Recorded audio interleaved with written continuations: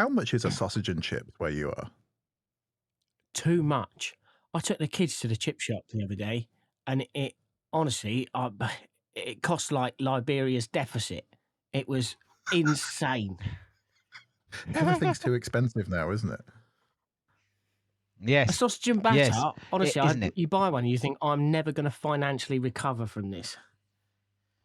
Nah, it's crazy. I couldn't agree more. There is the cost of living crisis that Labour kept going on about is still alive and well now. And it's funny how they've managed to go and shut up about it, because everything at supermarkets is just expensive and crap. I don't exactly know why, but it is. It's just I would argue expensive. that it's not. I mean, a sausage and chips, you're basically just existing. I mean, that's not cost of living. You ain't living if you're eating sausage and chips. Well, there you go, you see. We all drive around the country quite a lot at the moment for our different work things, so we probably all have to frequent service stations. I literally can't afford anything in there now. I'd end up brewing up coffee with the battery-powered coffee grinder on the tailgate of the Land Rover in the car park on a gas stove instead of going into Starbucks or wherever. Well, yeah, yes, everything is very expensive, and wages, to my mind, haven't gone up. I can't suddenly turn around and go and charge, that much more for what I do. It just doesn't work. No one's everyone seems to be prepared to charge higher prices and say, well, you're going to have to lump it, but they're not prepared to pay higher fees for the services that you provide. Yeah, the day rates haven't gone up. Yeah, same, isn't it? No, I'm just going to nip off and get a drink a sec, and then I'll be back. Hold on. Do you think he knows that we're recording? So, dear listener, this is what it's like most of the time. We have we have everything on screen in front of him. He knows it's recording. It says recording. There's a little counter there that says recording. It's flashed down 5, 4, 3, 2, 1 when I hit record, and here we are. This is real life. This is real time. What do you think he drinks? What's a summer quencher for Richard Negus? Lychee juice, I think. What juice? Lychee. Oh, that's a bit out there, isn't it? It was got to be exotic, hasn't it? Oh, do you know what he's done as well? He's put his mouthpiece close to his headphones. So all I can hear is myself being repeated back in a 3-second Suffolk delay directly into the microphone. Well, this is, what you sound like now in an opulently appointed, hand-carved oak extension conservatory thing, don't you? This is what you sound like. Via a microphone that was taken from a pound shop bargain bin. Yeah. Richard, do you know that we're recording? Oh, yes. No, I didn't. Sorry. We've been recording for 3 minutes. Recording. It's okay. That's all. Have we? That's all staying in. I'm back. I've just got myself an elderflower cordial. Oh, damn it.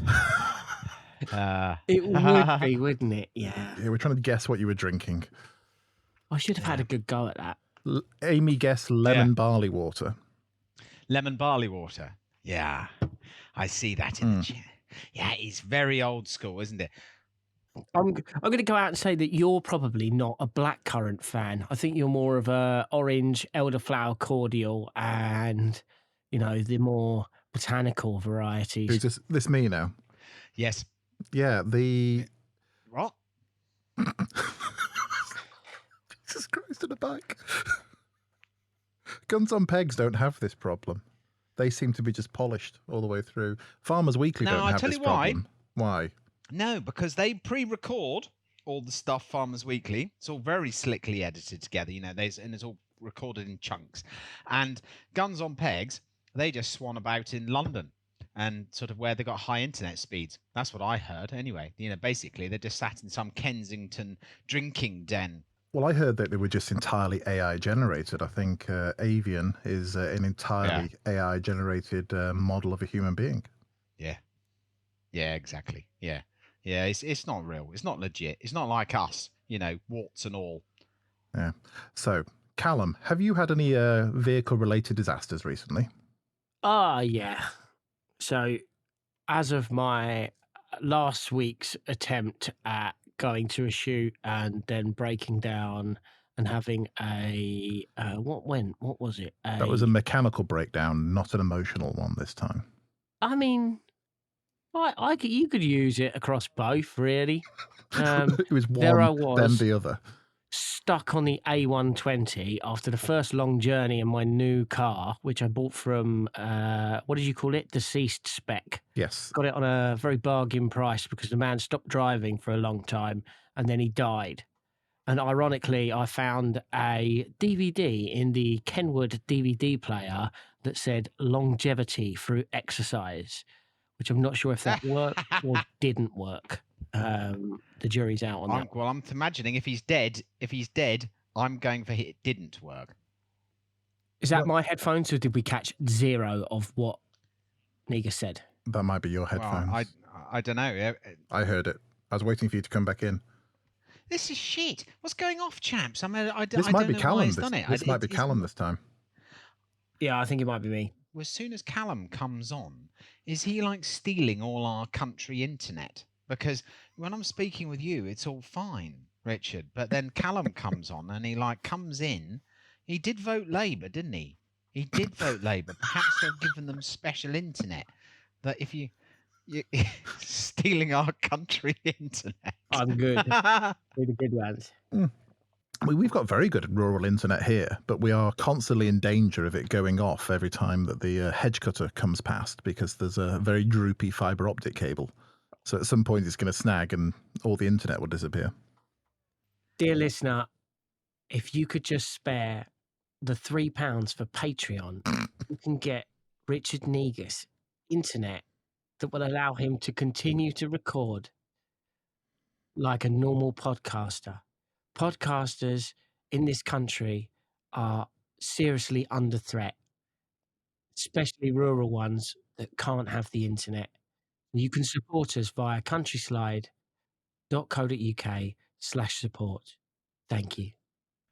For a man who, and I've said this many times before, for a man whose income increasingly relies on his ability to sit in front of a laptop and type and send things through an internet connection, he has spent more on wine in the last week, I think, than he has spent on laptops in the last year. Yes, that would be fair to say. To be honest, it's just something that... Thanks for that. What's the matter? What's happened? Do you remember, what was the thing with Victor Meldrew in it? 1 foot in the grave. Do you remember that? I do remember that, Callum, yeah. I didn't realise that was actually like a autobiographical sort of thing. But obviously Richard Negus is living that in a different timeline. I didn't know Victor Meldrew's day job before he retired was a hedge layer. So, Callum, whilst we're waiting for him, do you want to keep on telling us about your car? So, now Richard's gone, we might actually get a story out. Yeah, deceased spec. Come on. Yeah, deceased spec car, and I broke down on the A120 on the way to Simon Garnham's, and I'll give you a little talk about that. It's funny. So I went to go to his house, and then I broke down, and we were going to do like an evening bit of fishing, and well, I just broke down. So I'm on the side of the motorway. I tucked myself away in. Oh, they asked me if I was somewhere safe, and I was like, "Well, not really. I'm sort of on a verge of a very fast dual carriageway, and the only shelter I have is a rose bush, which I'm not sure if you know. Lorries don't get stopped by sort of rose bushes, which also meant I couldn't climb. It was so dense, I couldn't climb up anywhere to get out of the way. Mm-hmm. So I was just very dangerously close to the car. So obviously AA still took 4 hours to come and get me. On a priority. High priority. Yeah. Also, I said kids in the car, they ended up just leaving. So that was that, because there was, it was half hour away, whatever. So they ended up leaving. kids in the car. They thought that was perfectly fine. Ended up towing me to a garage, and the garage had the car for like 2 or 3 days. I ended up having to get a lift back from the garage to home at like midnight. Then what's the rest of the story? My brain's gone dead. Got back home. They took like 3 or 4 days to fit a new fuel injector, and got the car back. And then I drove to the train station yesterday with strong smell of fuel. And then I drove home with a equally strong smell of fuel, lifted the bonnet up to see that there was fuel pooling in the top of the engine bay, which I don't know a lot about cars, but that's bad. Generally, the fuel is meant to be in a contained system. Yeah. Yeah. I had guessed that. I'm not a car expert, but I know fuel be bad. So, has it been resolved now? It's sitting on the drive. In the meantime, my dog died, so it's been a tough one. Not gonna lie. If your wife leaves you now, you are a country and western song, aren't you? Oh yeah. She left me with the keys and my dog died. Right. And now we're going to try and check in with our Suffolk correspondent, Richard Negus. Broadsword calling Danny Boy. Broadsword calling Danny Boy. Can you hear me, Danny Boy? Oh my God, he's back. Excellent. Receiving you strength 2. How many? Yeah. Yes. Did you turn it off and on again? Well, I tried it with my phone. That didn't work. I tried it with I had all sorts of things. I don't know what the matter with it is. I thought we had quite good internet. I do some things where I talk to other people, with Zoom and Teams and things, and it seems to work all right. But I don't know. It doesn't like this podcast. I think it's probably sabotaged. I think Guns on Pegs have sabotaged the internet in Finningham. We are hitting the Guns on Pegs sort of SEO quite well here on search terms, just on words used. We're doing quite well. Do you know that is a thing for podcasts and videos and YouTube and things like that? That if you say things like finance, mortgage, beauty products 18 to 25 years range, and use all these keywords, the AI will pick you up and promote you more. I listened to the podcast the other day and I got an advert for a crypto thing. I was like, yeah, hopefully we got a few quid for that. Big up the finance. I listened to an episode the other day, and I got an advert sent to me for a beer-soaked towel. So obviously, dwell flonking must be a search term that ChatGPT now understands. Yeah, but you're like that key demographic that soon you'll be getting targeted adverts for, like over 50s pension plan, funeral plans, and you probably get action slacks, the type of sandals resorts. The slippers that have got the Velcro, so you don't have to do any sort of stuff. Zip up tartan booty slippers with the integral heating. Well, do you know? Oh, we forgot about the stair lift. Yes, Stanner. Well, do you know, it's quite interesting actually, is that the day I turned 50, I started getting adverts coming to me for Saga holidays. So, they seem to think I want to go on cruises and catch Legionnaire's disease whilst touring the fjords of Norway in a boat with a load of sort of people whose hobbies are golf. No, not really my bag, man. I suppose that was a memorable day for you as well, because you turned 50, you looked up at the radio, there was Margaret Thatcher just becoming Prime Minister, and obviously, I remember I was laughing that day I turned 50. George Formby had just bought something out, which made me chuckle. He was on there on the stage at Glastonbury. Was it that grill? No, he was on the stage at Glastonbury going, "Come on, let's go and kill the Nazis." He was going. No, he never did that, did he? But it seems to be that it's all right now. If you're going to be a pop star, you got to go and advise that you kill people. So when we're actually fighting real Nazis, then singers don't go and tell us, "Let's go and kill Nazis." But do you know what I'm talking about? I would say that the Sex Pistols and the punk movement probably did a little bit of political campaigning. Yes, I think they did. I wouldn't disagree with that. I think that, however, they were certainly the alternative. You know, I'm old enough to remember when the punks used to be about for real. You know, I was, 6, 7 years old when the Sex Pistols suddenly arrived on the scene, but everyone was just horrified that these people came about. But it is a fair point. You know, it hasn't been, it isn't a new thing that musicians do say vile things. This is the thing. I like, they're all going on about it because it's, you know, it's a slow news week other than World War III and that. They all go on about it, but like I was trying to think of controversial people, and then we had Morrissey. Yeah. England for the English from the National Front disco. That's pretty rough. Yeah.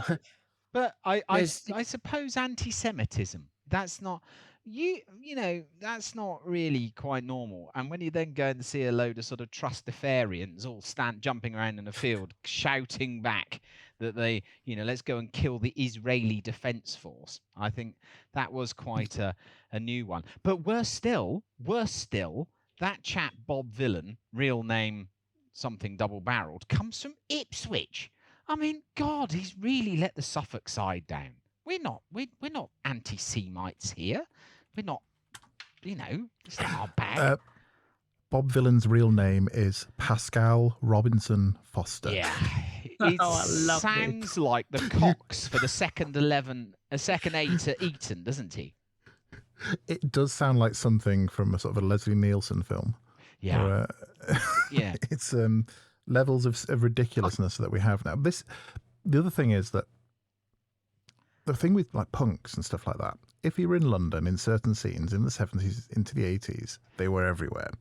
If you were in, I don't know, rural Somerset, they were nowhere. And I think we almost, through media talking about something from 5 years ago, 10 years ago, or a film set in the 70s or 80s, they put stuff into that to say, this is definitely shows London in the 70s. Look, we've got punks in the background.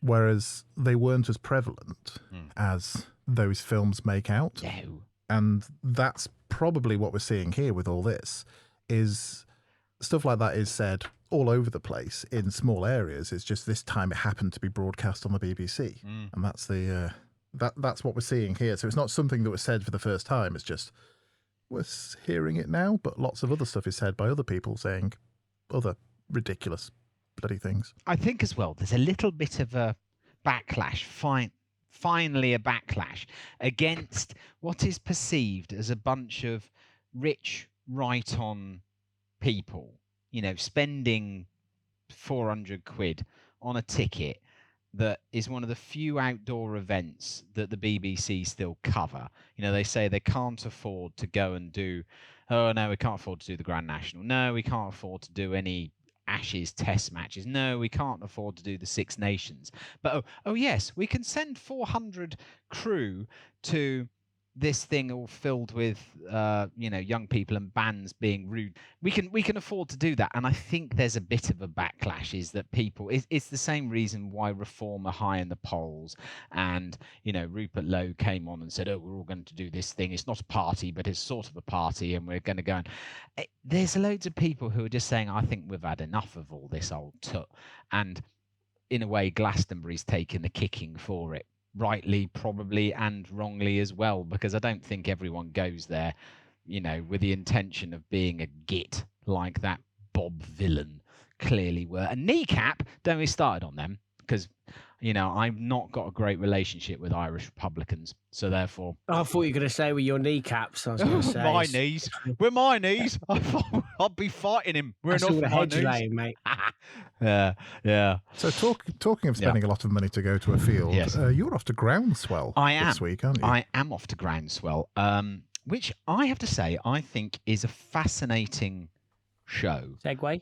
Thank you. I think that it's basically, for those who don't know, Groundswell is the big regenerative farming show. and it has huge numbers. You're selling it to me. Okay, well, regen farming is the most important, probably, seed change step in farming of late.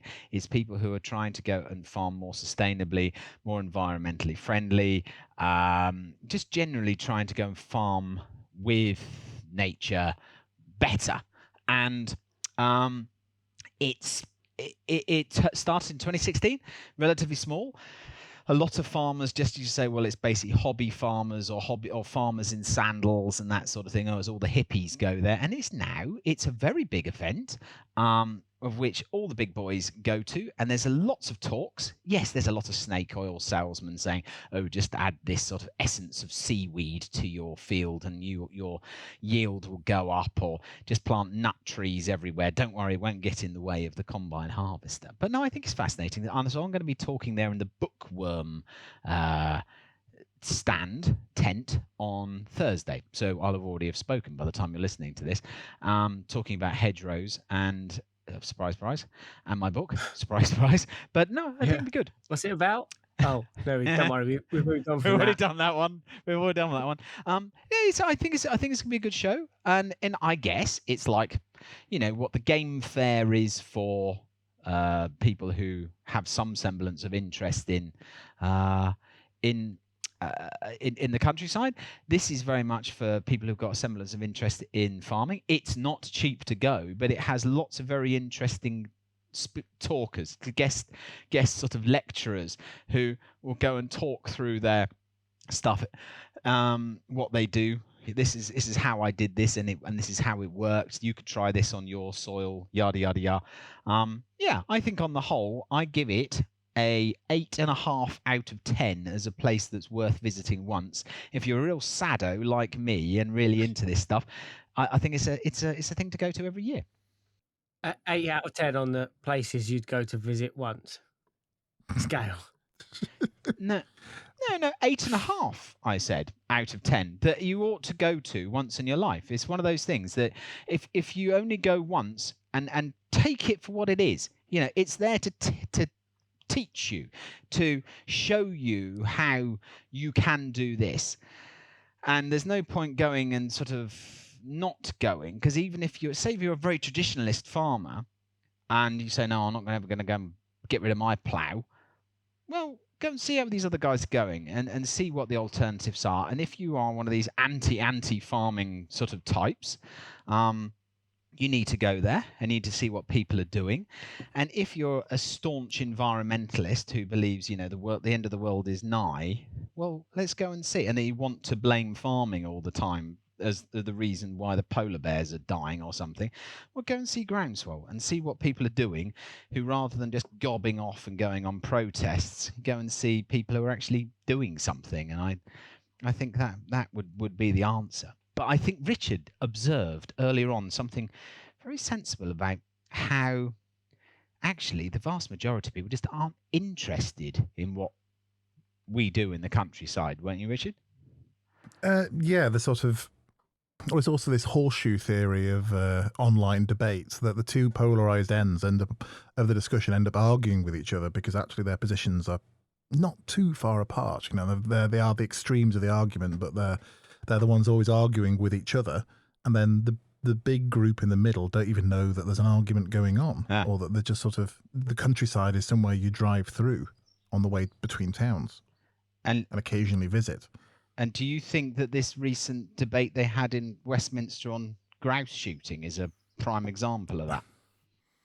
I think it is. I mean, it was a big, Wild Justice brought it as part of their petition and forced the debate, and then there was a lot of defence from the shooting organisations in preparation for it, some of which we had, I think, a small part of. Yes. A very tiny part of, but we, this podcast and particularly the efforts of more important people and more people who've worked a hell of a lot harder than we have, who know who they are, and we'll talk about them later.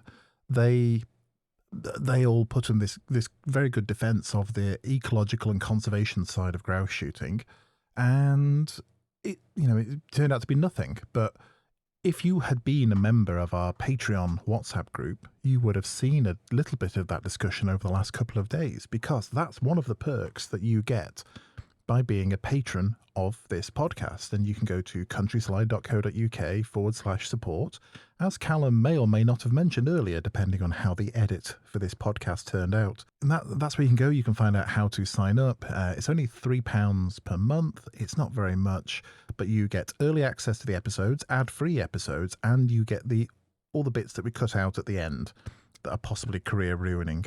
And it has been interesting to see who has been signing up to hear what we say, because, we are very careful about what we say on this podcast and we could lose our careers. So we're putting it behind a paywall of £3 because that'll save it.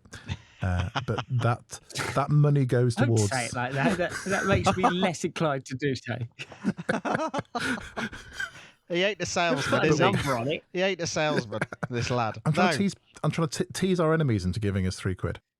And we've got our WhatsApp group in there as well. So you can join that WhatsApp group and you can... It's a bit like old... Good Twitter. Come join good Twitter. Good Twitter, pre-COVID Twitter. Yeah. Pre-Musk Twitter, where any sort of rural topics are discussed and people share photos of what they're doing. And I put up a drone landscape photo of where we live last night. And then there was a conversation about politicians and conservation. And then someone's talking about roguing out oats. And what else have we got in there at the moment? Someone's asking about diet and were the diets of our very recent ancestors in the British countryside, was it healthier than we have now because of less access to diverse foods? There's all these topics of conversation going on. So you really do need to join that if you're listening, but you won't get any adverts, although you still get the bit like this, where we're asking you to sign up for the Patreon that you have already signed up to, because that stays in. Good adverts. The good adverts. This is a bit more like, where back in the 70s you used to have those public service information films, and so you used to have like see you're too young, aren't you? Yeah. Oh yeah. Well, yeah. Basically, what you used to have back in the 70s, you had these things called public service information films. And they used to come on and they would advise children not to go into electric substations, but they were wonderfully gory. Jimmy! Yeah, Jimmy! With a frisbee. Oh, yeah, he throws a frisbee up in the air and he climbs up onto a electric power station and then gets fried. And you had the Grim Reaper stood by the side of you know what's funny? Water. Old people in Facebook groups, they absolutely love looking back at nostalgia. It's not like it was in my day. Yeah, kids used to throw frisbees into service stations. I read a thing about the Blitz and how kids used to get locked in freezers and die because they used to go play around in freezers and they had locks on them. So they'd just climb inside, have a little jolly up, and then nobody would hear them scream. We didn't have freezers during the war. Cool, dear. Fridges. Fridges. I don't know. No. If you like this kind of thing, I just want to plug for no other reason than it's good. Locking kids in freezers? Yeah. Go on, plug your thing. Go on, mate. scarredforlifebooks.com, and they have a podcast as well, and they've done a couple of books all about this, about how if you grew up in the 60s through to the 80s, you were terrified by the government through information. So everything from nuclear war through to, who was going to help you cross the road? Was it Gary Glitter? No, that was the Green Cross Code man. Shaking Stevens? Shaking Stevens. Hey, better still, learn to swim with Rolf Harris. Rolf Harris was sat by the side of a pool and going, when I was a kid, my dad just threw me in the billabong, and that's how I learned to swim. Now you need an adult to help you. And he's got him sort of holding this girl in the water and helping her to swim. I mean, I'm not being funny, but see, actually, here is an interesting thing. My brother is 13 years older than me. He said that Gary Glitter lived in our dustbin, right? And because we thought he was rubbish, right? And he used to take me out into the garden, hold me by my ankles over the bin and say, I'm going to send you to Gary Glitter, right? Fast forward 20 years. And we now realise if Gary Glitter had been in that bin and there was a sort of, 18-year-old bloke dangling a small child over a bin saying, Gary, come and get Richard, he'd have gone, yes, come and be in my gang. It would have been a whole different sort of public service information film. I'll tell you that for nothing. Not the sort you want to watch. Do you want to know a really, really funny little anecdote? Go on. Please, anything after that. Anything. Take us away. My aunt, it's not that funny actually. Well, no, it is quite funny. My aunt got run over. Yeah. For the Green Cross Code, and she was reading it and not looking where she was going. So she got run over. It really badly damaged her foot, and now she's got one foot slightly shorter than the other. Oh. Well, there you go. You know who the Green Cross Code man was, don't you? Darth Vader, wasn't it? It was Darth Vader. Yeah. Proper West Country man. Yeah, he was. And so they did a voiceover because he was a guy called David Prowse, right? And he spoke like that. Right, David Prowse, and yeah. and he sort of go, I won't always be there when you cross the road, and so he did all the voice and stuff for Darth Vader, and then I think when they actually looked at the rushes and they went and said, "You're a terrible man, Darth Vader," and I don't think Mickey Mouse is in it, to be fair, but anyway, because a princess. You're terrible, Princess Leia when you cross the road, is talking to this sort of, evil dark lord of whatever he is, Darth Vader, and he then comes out and go, "You gonna reveal all your secrets, or I'll go and use my special grip on you." And that's why they had to go and put a different voice over the top, because he looked quite menacing, but as soon as he opened his mouth, he just sounded like he was a roadie for the Wurzels. You're listening to Britain's best rural podcast. Excellent. After these messages, anyway. So I think... What have we covered off? We've covered nothing. We've gone off script. Cars, injectors, roses by roadsides, groundswell. And getting your foot run over by the Green Cross Code. Gary Glitter. David Prowse. Rolf Harris. IDF. Gary Glitter. Gary Glitter. That's just the sort of things. These are the cutting edge. Can the title for this episode be Gary Glitter, Rolf Harris, and other things we care not to talk about? Other rural issues. And other things our parents told us not to talk about. We hear these things when about people and neurodiversity and ADHD and things like that, and they're saying, why is ADHD suddenly everywhere? And one of the arguments for that is, no, it was always there. It was just, it came out in other ways. I think this podcast is kind of proof of that principle. It's an exploration. What are you trying to say? Yeah. It's like herding cats. Anyway, we have a topic. Yes, we do. Sort of, which is started by Richard's latest Scribehound piece. Not my one about psychedelics and mandrake root and things like that. That's next week. But Richard had one about, well, it's not quite the duplicity of politicians, but it was a bit of a scoop. So can you explain what it is and where you got it from? Yes, thank you. The reason it is a scoop, and it's one of these things that fell beneath the radar, because the Labour Party had such a monstrous, great big majority at the last general election.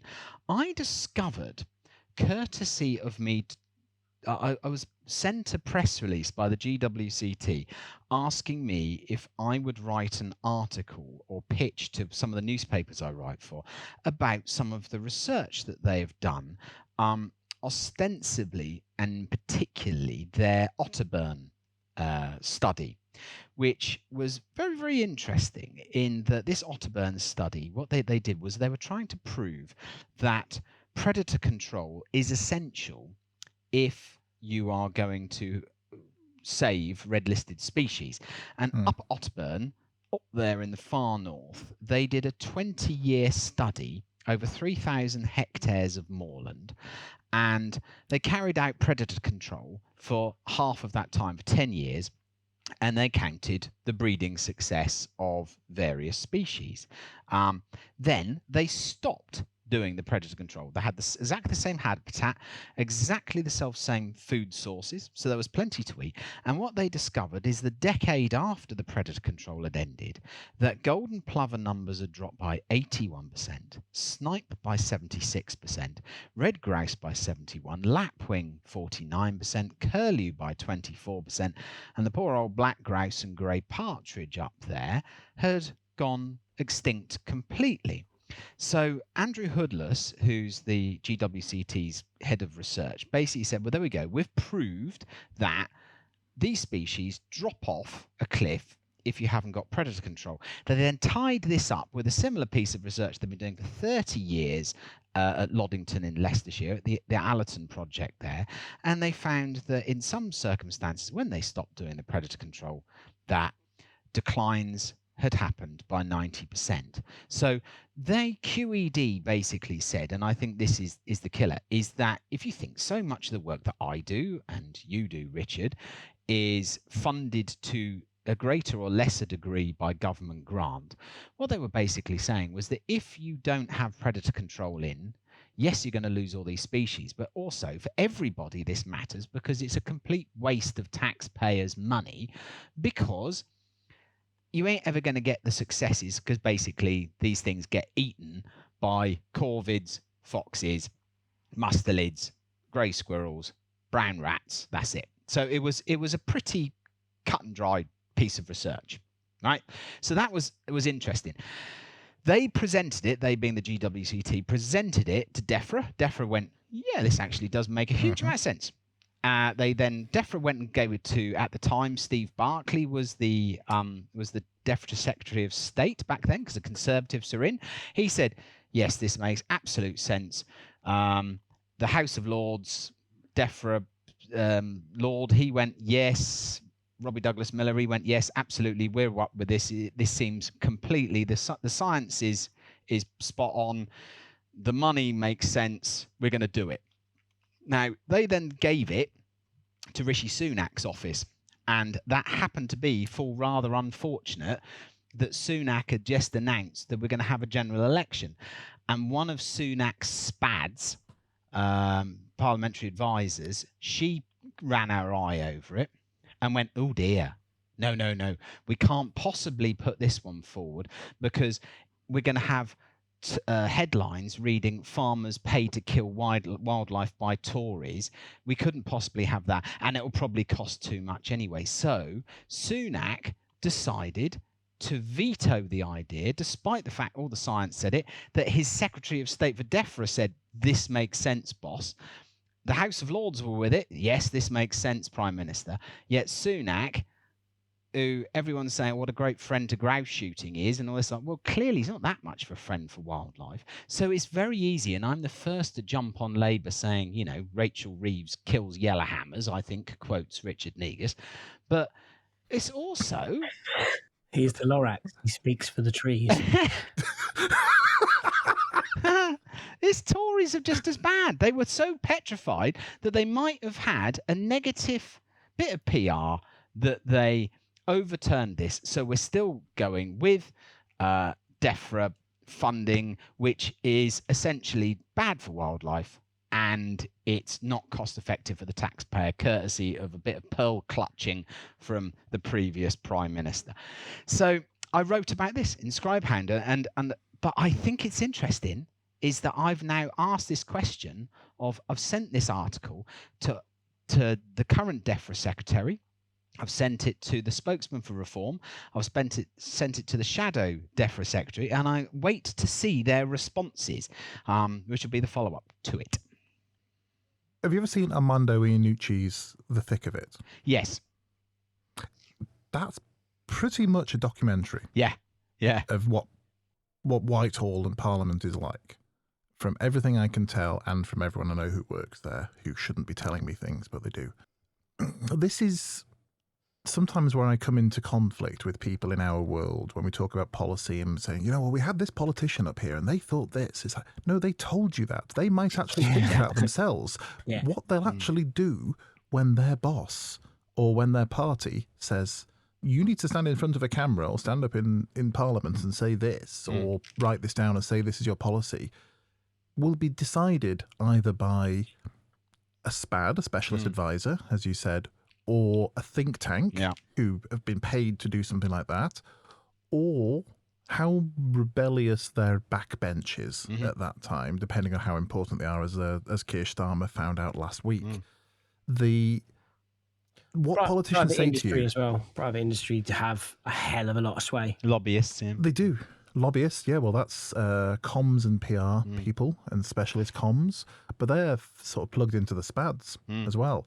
This not a sentence I'll ever get tired of hearing. No, but it's almost like this corporate thinking has been there in government for a long time, at least 20 years now. And when I moan about and say, well, it's not just Tories or Labour or whatever, it's this entire system, that's what I'm talking about. the Labour thing. Like, why did Labour get in power? Because exactly as you say, there's people that have had politicians say, "Oh yeah, we're going to do this," to their face, probably largely conservative politicians that didn't do exactly what they said to their face. Quite a lot of these politicians are just blatant liars. So then everyone voted Labour. Well, largely, a lot of people voted Labour because they're all full of shit, and that's mostly why you've got Keir Starmer. Because I agree entirely. Yeah. I would hazard a guess that 40% of the population is just not voting for Labour, voting against bullshitters that sit in an office, tell you one thing to your face, and then don't deliver on any of the promises they make. I think the Labour getting in last time is pretty much most people can accept that it's not necessary that Labour won; it's that everyone else lost. Yeah, precisely. Yeah. Their slice carried on the same. This is the future of politics, and we've got this thing with reform at the moment, and there's a new. So hang on, we've got another party started this week, and then a right wing movement as well with Rupert Lowe. Apparently, yeah. So the populist right in Britain, I think, is spread over about 6 parties now, because there's Homeland and Reform, and I've lost track of what the others are. Yeah. I'm largely apolitical now in the sort of I don't like anyone. Yeah. I'm just sort of I don't know. Can you be agnostic with hate? I don't know. But I'm more interested in the system overall and how the system works. And this thing, I mean, sort of that thing with Rishi Sunak does not surprise me at all, because it's a scoop, and it's a really good scoop, and it's a massive part of how policy is affected. Yes. But that has to be reflected on the other side as well, when people are trying to lobby for farming, lobby for the countryside, lobby for conservation. They have to understand how the system works. And this whole thing of, we just show people the science and then they'll get it. Yes, unless one person looks at it and goes, yeah, science doesn't matter. Yeah. I don't think people are like you killing foxes. Yeah. And years of research is wasted.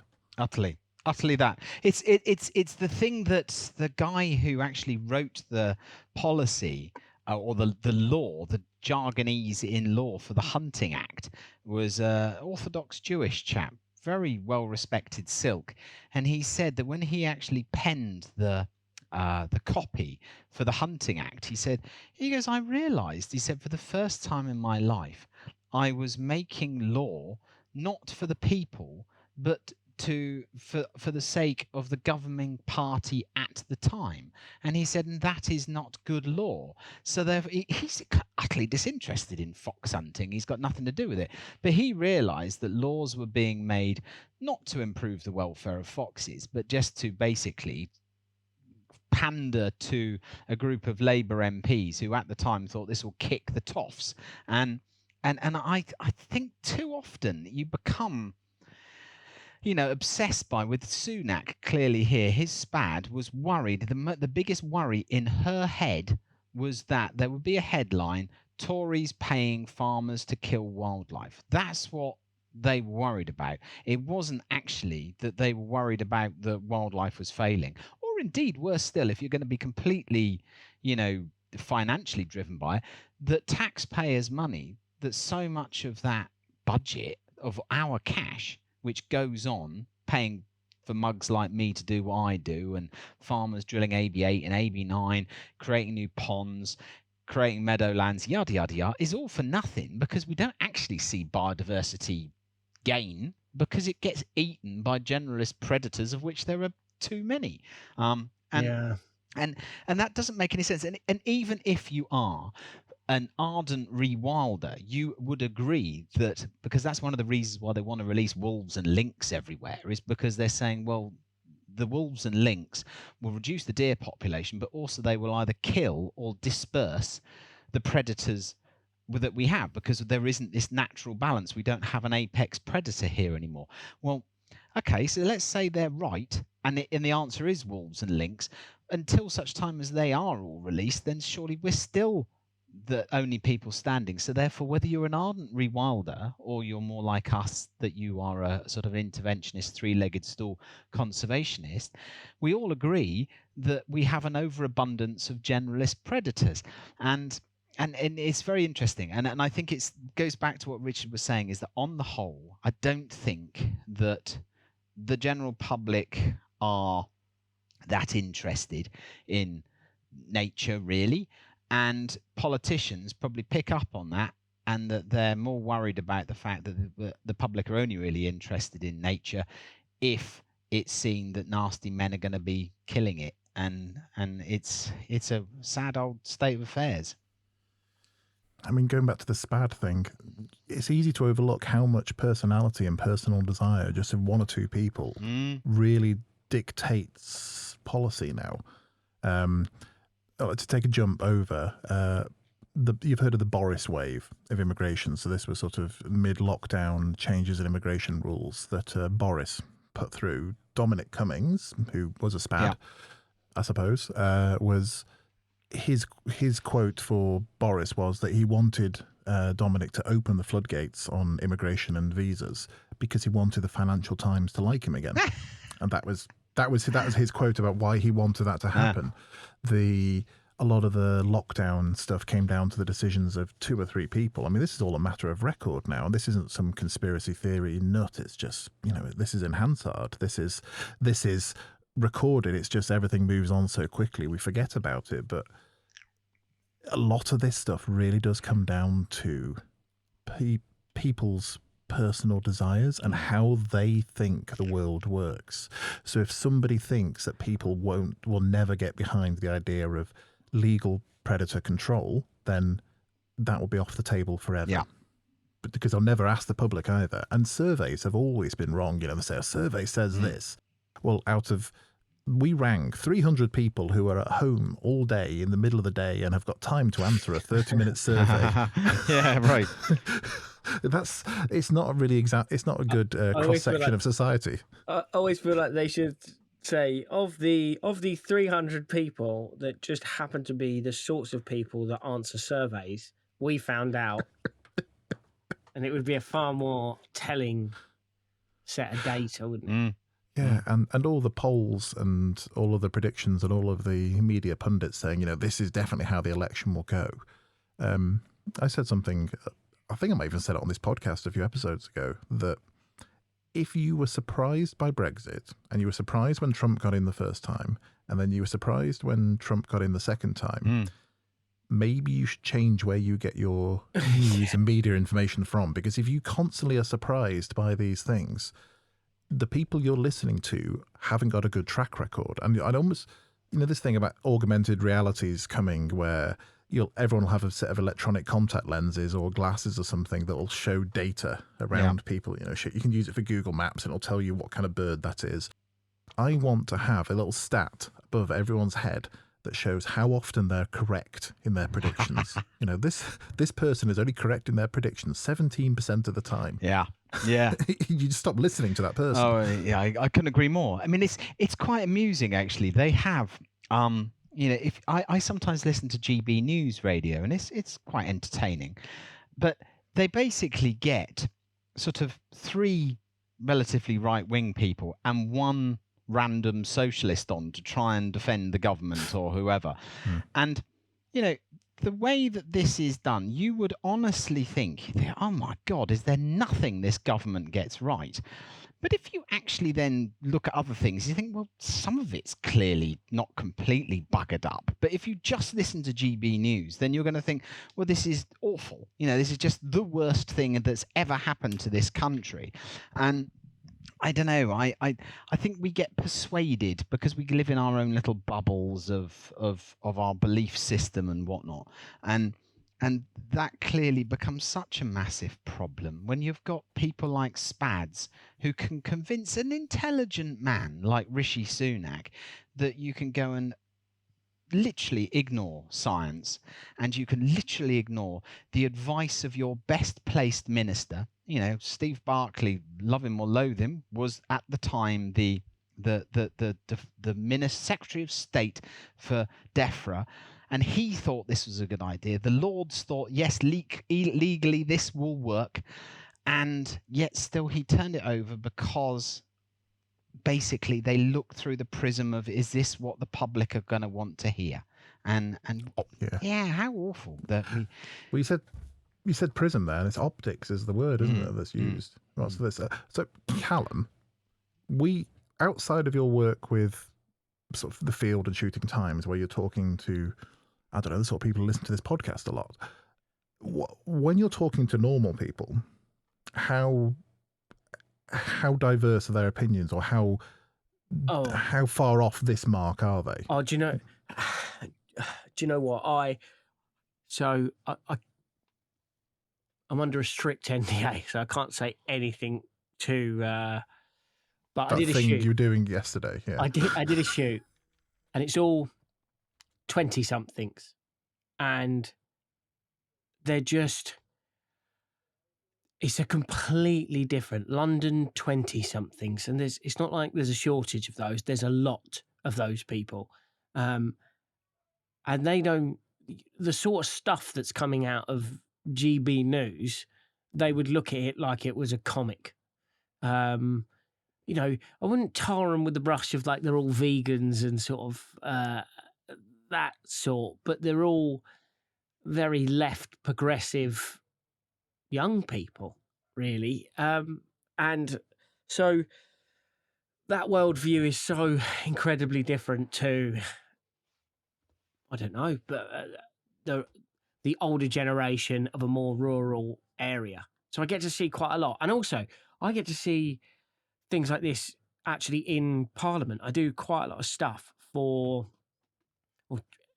usually private business that are holding roundtable discussions in Parliament about all sorts of different subjects. And there's people from all areas. It's really good to see when you get certain things like, I did a whole thing about women's health, and it was a really important discussion, and it didn't really matter because it wasn't a political divide. Doesn't matter if you were left, right, whatever. It was just a problem that needed solving. So you get people to come together for certain things like that. But I think wildlife is the way. Wildlife and all these sorts of problems, it just depends how you see the world, because young people will do anything to get exposure to wildlife, have more of it in their sort of in their national parks and stuff like that. And, you know, they want to go down, have a picnic at the weekend and go to Richmond and see a load of deer. Whereas they haven't spent the time seeing the deer destroy all the trees and that it's actually a problem. So they don't know. And go on Twitter now, have a look at Packham and have a look at all of the stuff he said about the grouse shooting thing, and look at the clear, complete misunderstanding of ecology, biodiversity, and all of the things that happen in the moors. In fact, we should definitely plug your episode, Mr. Prideaux, of Moorland Matters. Go back and check that episode if you haven't seen it already, because it's really important. It will give you a lot of what you need to know about this grouse thing. But go on that and you just see there's a fundamental misunderstanding for all the people on the Packham thing. They don't understand about predators. They've got a lot of misinformation about, I'm not saying that no raptors have ever died at the hands of gamekeepers, because I don't know if that's true. I don't know. But they've got this narrative that all gamekeepers do is go out, kill a load of raptors, cause havoc, burn the moors and put smoke into the air that's causing carnage with fire, and that everyone that shoots anything isn't doing it for food. They don't understand the economic impact if that you took away grouse shooting, what it would have to rural communities. They've not even considered it. It's not even on the radar. It's completely not a thing. All they see, posh old toff, gun, smashing a grouse out of the air. That's all I see. On the raptor control thing, so you used to get when broadcast out to the wider public was mostly through newspapers. You had to issue retractions if you published something that was complete bollocks. Yeah. And with the raptor persecution thing, gamekeepers and raptorpersecution.org.uk/ So the reputable source that is a random completely person, unbiased, anonymous. But that's it's as biased as a grouse shooting place, I suppose, in theory. But just to look at the numbers, the people have shot raptors, and raptors have been killed on grouse moors. There have been prosecutions for it. You can go and look it up yourself. But if you go away from even if you're pro grouse, we'd all say that that's a terrible thing to do. If you like, all the organisations, all the people do. Yeah. So, but what isn't shown is that when they say, hen harriers have been killed, and then there was this one keeper who was prosecuted, or actually I think it was somebody working for a keeper or somebody volunteering. What isn't shown is that more raptors have been killed by pigeon fanciers and pigeon racers. They hate them. Bird egg collectors, because they want the nests, they want the eggs, or they actually want the eggs of other things. So gamekeepers are actually quite low on the pecking order, and any shooters are very low on the pecking order when it comes to raptor persecution. The problem is that isn't a helpful narrative when you're trying to deal with the public, because more people or fewer people have got a gamekeeper in the family than have a pigeon fancier. Yeah. That's it. So you got that one, and then there's the other thing of hen harrier. It hasn't been shown to be killed. It's just it was tracked and it disappeared on this grouse moor. Well, most of the north of England on a hill is some sort of grouse moor, so big chunks of it. So the data is not in your favour there. If you're a hen harrier, you're more likely to disappear on a grouse moor than not. But when they turn up, don't they? Sometimes the missing one. But a lot of people who are killed in county lines drugs things have been dumped on grouse moors as well. But that's not really a grouse predation issue. Exactly. But you've got. How do they track one of those? So they've got GPS trackers. The problem is that the GPS trackers are about as reliable as my ability to stay on topic, and they just drop off. It's also if you've ever covered for Shooting Times or anything, Callum, falconry. Have you ever done anything with peregrines? No, but I did go and see a man's falcons. Right. That's a sentence I didn't think I'd ever say. Sounds like a euphemism. I went to go see a man's birds of prey the other day. Okay, well, if you go and see... Promise I wouldn't tell me wife. If you go and see these falcons flying, they use the same trackers, basically, on these peregrines, because they go up and up and up and up and up. And they've got them on a little GPS unit. And then, quite frequently... the peregrine decides, stuff this, I ain't chasing what you want. They see something else and they go and bugger off into the middle of nowhere. So to try and get these precious and very expensive birds back, these falconers then go charging off in their cars, chase after it and follow the tracking system. Now, one of the things that is most interesting is that you're putting, birds are very finely tuned. How do they go and fly is by a wonder of evolution, but also a very fine weight distribution. So if you want your bird to be in hunting fettle, they weigh them very intricately, and you're suddenly going to go and put this tracking device on a bird of prey, and then you release it back into the wild again. It is carrying, essentially, in bird terms, a full sort of parachute regiment worthy Bergen on its back, and so therefore they don't fly quite so well. And I don't care what any person who claims how important these are, and the GWCT do a huge amount of bird tracking for science, but these birds, when you put a tracker on them, they are at a risk of predation themselves. And the number of birds of prey that kill other birds of prey is very high. In fact, I watched a marsh harrier killing a cock hen harrier over the Raiden marshes near my old home stumping ground just outside Southwold, and watched it happen. And so therefore you've suddenly got this thing that isn't quite as agile as it used to be, wearing this tracker. And yes, it probably did die over a grouse moor, because like Richard says, geographically speaking, there's lots of grouse moors over there. So it's science will tell you that this has died over a grouse moor. But what's killed it is neither here nor there. It's that is not explored, and it doesn't fit a narrative. The thing I don't get, and I don't get about this Wild Justice campaign, is that they are focusing on birds of prey, right, about driven grouse shooting. What is their suggestion? What is their recommendation that should happen to these moors then? Because if at the moment a grouse moor stops being a grouse moor and it just becomes a moor, it's worthless in cash terms, and there's no income coming in for it. So who's going to do all the conservation work? Do you want to know what I got? What one of the comments was? Go on. That they should switch it to like ecotourism, where everybody wants to photograph. Now, let me tell you, I've run enough photography events. Yeah. If you try and sell a photography event at 50 quid a ticket, you might struggle to sell your ticket still, right? If you think someone's going to pay £1,000 to go and photograph some grouse at a lineup of 10 with all of his mates, you've got another thing coming. Yeah. There's the only photography workshops that still sell for some reason are the art nude photography workshops, which is a different kind of bird. Oh, really? That's there's old men in camera clubs will pay for that, but they'll have 10 grand of equipment in their car and then quibble about paying the 75 pence to park out on the road instead. Yeah. To go and photograph something. It does. The costs don't add up. And also, let's be perfectly honest, is that if you were to get one more working like that, it's like the same situation with NEP.